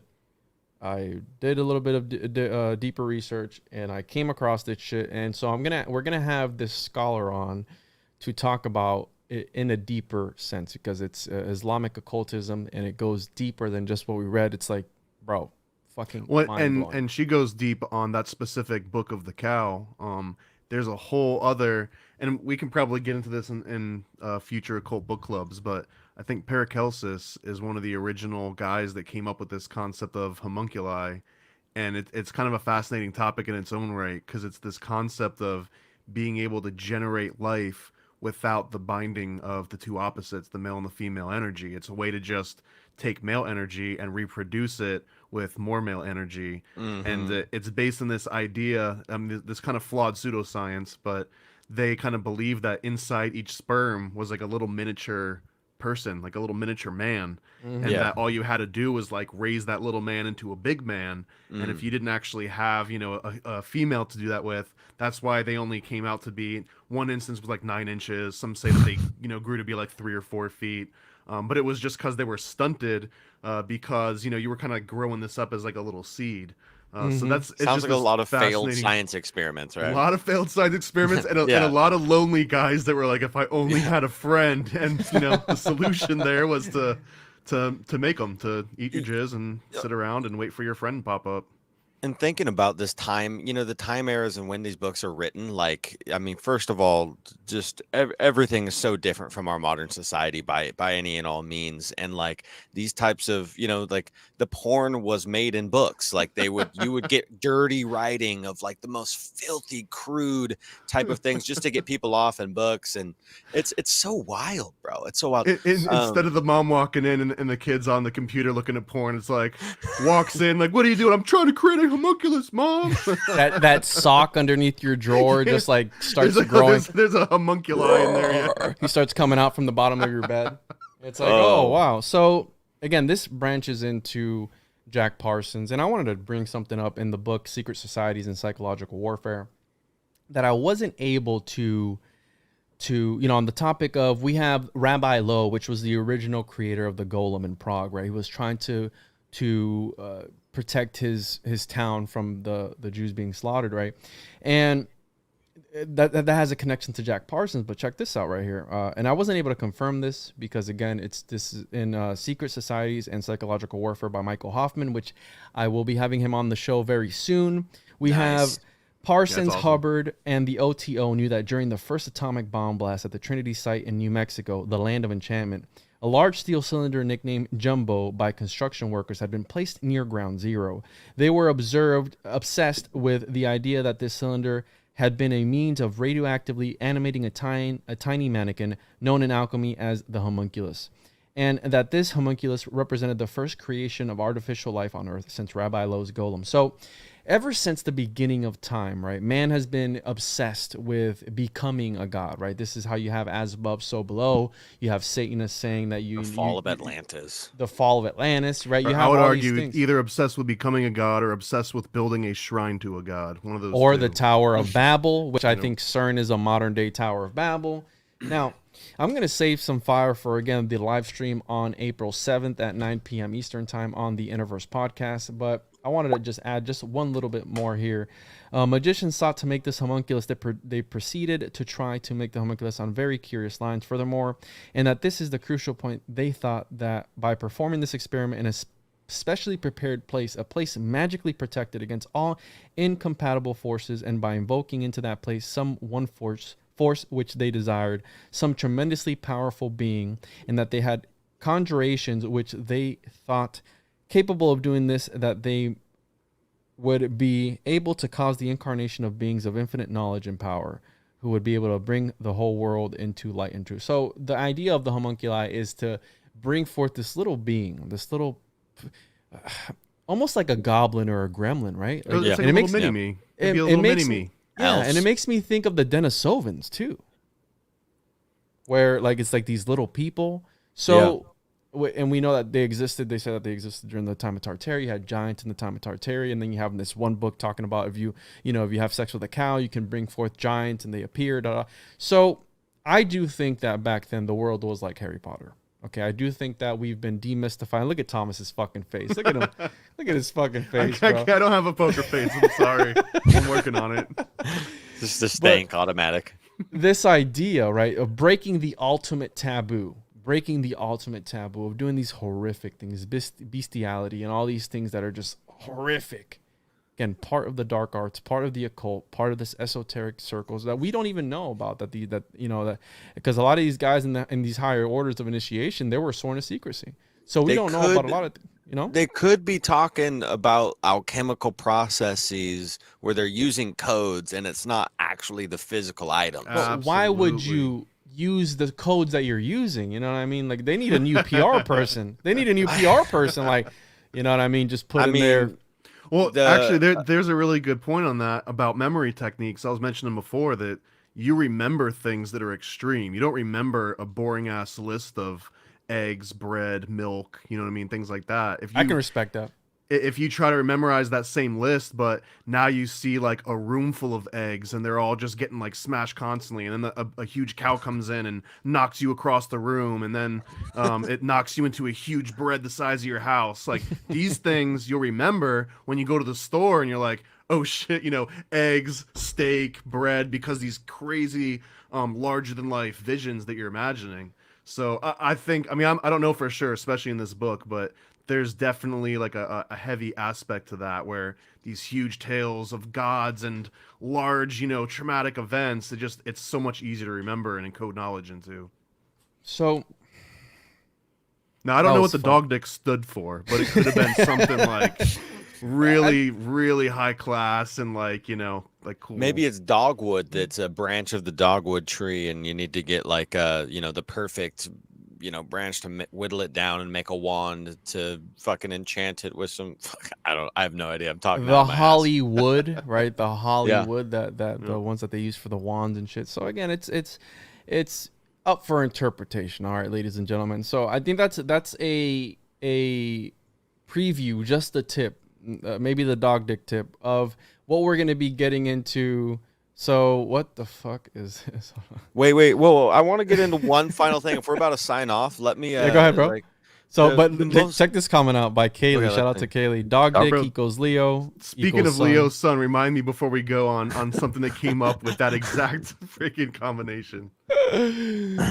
Oh man. Go ahead, Roman. Interesting. The Baconian shit, yo. Like the shit that blew my mind while reading today, and the all-seeing eye was like, the shit I learned about Francis Bacon, because I've been kind of running with this Baconian connection with Roger Bacon and Francis Bacon, because they both were heavy in the science. They changed the science game. They changed the alchemy game. They were leaders.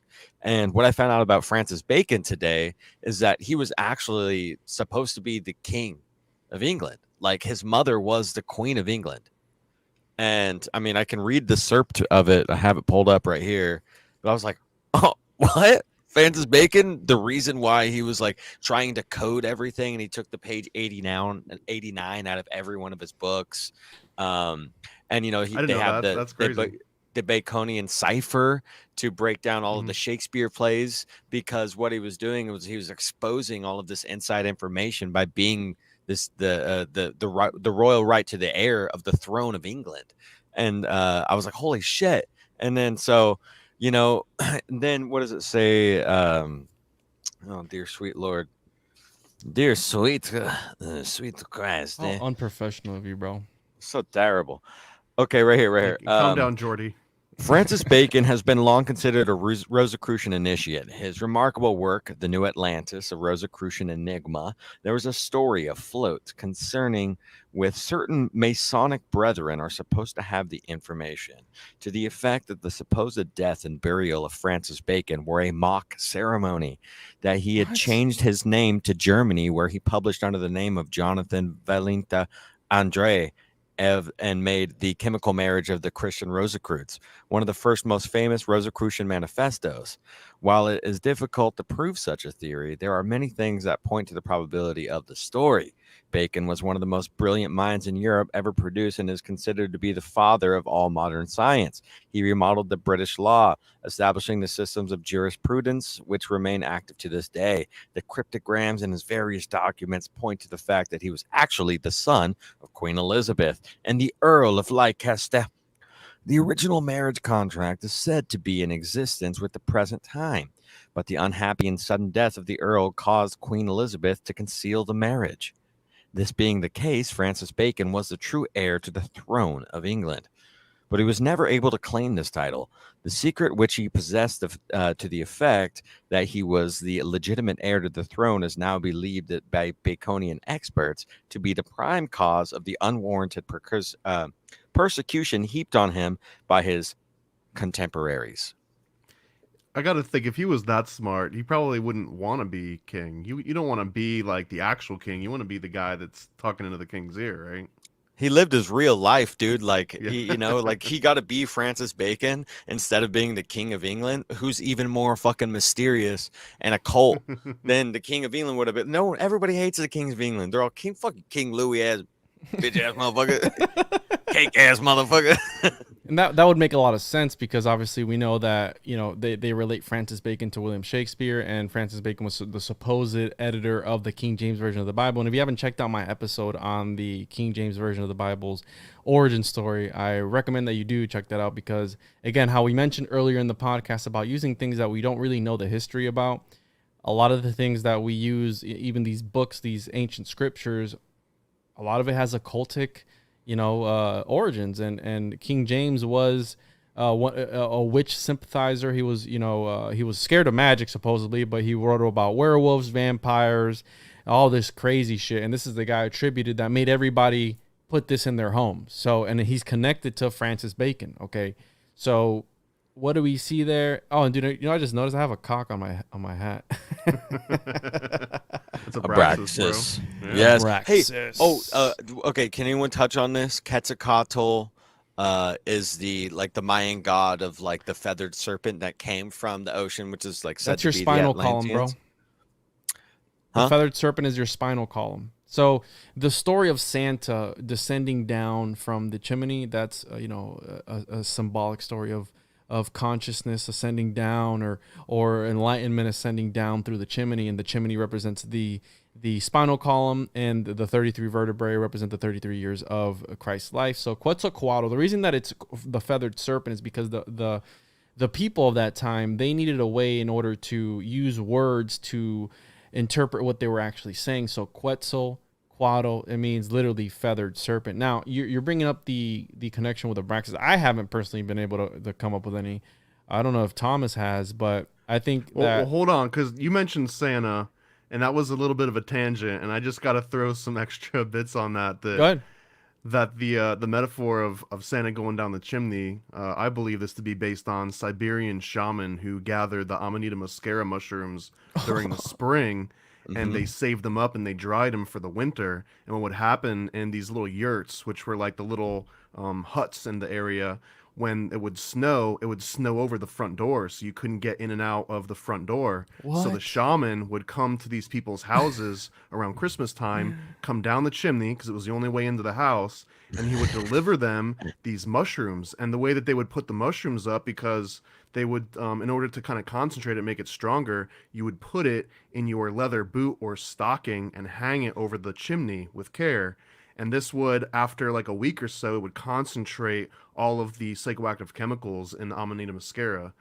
So all this concept of Santa going down the chimney. Anyways, total fucking tangent, but I just want to throw that out That's there. hilarious. That's amazing. Well, I was saying, I mean, in the Mayan, canon, if you will, it's supposed to be like where they got all of their information, where they got their math, where they got their written language and everything was from Quetzalcoatl, right? Like the feathered serpent. And I thought that was his kind of, counterparts is like Lucifer, Prometheus. He was kind of like the Prometheus for their culture, essentially. yeah, and that's what Abraxas is too, right? Like Abraxas is this bringer of knowledge, and I thought there was a correlation between Abraxas and Quetzalcoatl. I thought that was pretty tight. That's And actually a it's really 'cause- cool connection. Absolutely. Yeah, Yeah, there's I a think bringer. that's worth diving into. I would like to learn the connections there between all those because again, it's very mysterious. Even Abraxas itself, which I'm fascinated with the Gnostics and all this stuff. Bro, every time your is- feed cuts, you come back with new glasses on. Yeah, that's the point. But I like to feel the vision on these better, so that's why. So Those yeah, ones are so- sick, actually. Those ones are just, whoop. Yeah, here we go. We have Jake talking about which one? Hold on. Yeah, 365. So yeah, Yep. but that's the 365 days of the year, the 360 degrees of the horizon. Also, 'Cause- his snake symbology is the Ouroboros, which again is a complete circle, 365. Yeah, exactly. That's and he is the ruler of the highest upper eon, that the god of gods, if you will. So you have that connection there, but it's worth diving into.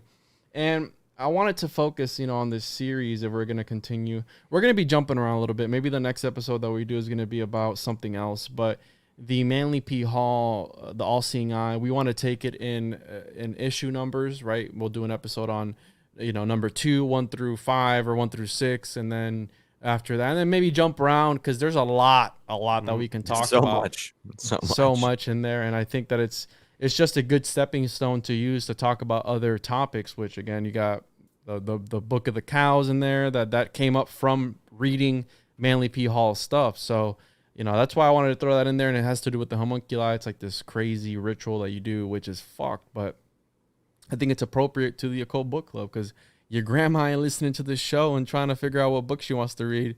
But here we are Although diving. Grandma would have been listening to Manly P. Hall and then maybe getting a little bit broken off, and then she's signing Yup. over some of your inheritance to Manly P. Hall too. Manly P. Hall was that OG. So let's wrap this up, guys. Can you guys share your social media for the people? And thank you for everyone who showed up and was here and stuck through the bullshit. And hopefully you found some interesting stuff. And I the All-Seeing Eye, you can find them online and read a lot of interesting shit in there. And maybe follow with us. We're gonna break down a couple of them and a lot of these interesting stories. So Thomas, can you plug your shit so people can find you, bro? Yeah, man. ParanoidAmerican.com. Check out Amazon, look for Paranoid American, and then go to page 5 or 6 or 10 or something, wherever they got us down on. And then at Paranoid American on Instagram, man. Check us out. Awesome. So, Roman, can you plug your shit? Rising from the Ashes podcast, RFTA pod on Instagram, and then Telegram. It's tight. Trying to post as much as possible on there because it's actually a form of social media I can fuck with. You broke up there. Rising from the Ashes podcast, and what else, bro? Because the lizards cut your feet for a second. Those fucking twats. RFTA pod on Instagram, and then Telegram. Check it out, dude. Telegram's the tits. I like that. It's a type of social media platform I can actually dig. Post a lot of fun epiphanies that happen all day while we're searching through this crazy shit. So check it out. Follow me on social media at the Juan Podcast, YouTube. Make sure to like this video. Make sure to subscribe to the YouTube channel. Follow me on rockfin.com/the Juan Podcast. Also, patreon.com/the Juan Podcast, where I post exclusive content on there with the Illuminati Confirmed crew, which everybody loves. And I think that's going to be a really big show. And we got a lot of things planned in the near future with a lot of big guests. So make sure to check us out on there. Make sure to check me out on social media. And thank you for all those who showed up. I think this was a fucking hell of a time and very, very occult and weird at one point. So We're thank you just so getting much. started too. Yeah, we're just getting started. So check us out. And yeah, until next time, everybody, stay strange and don't be a piece of shit. Peace.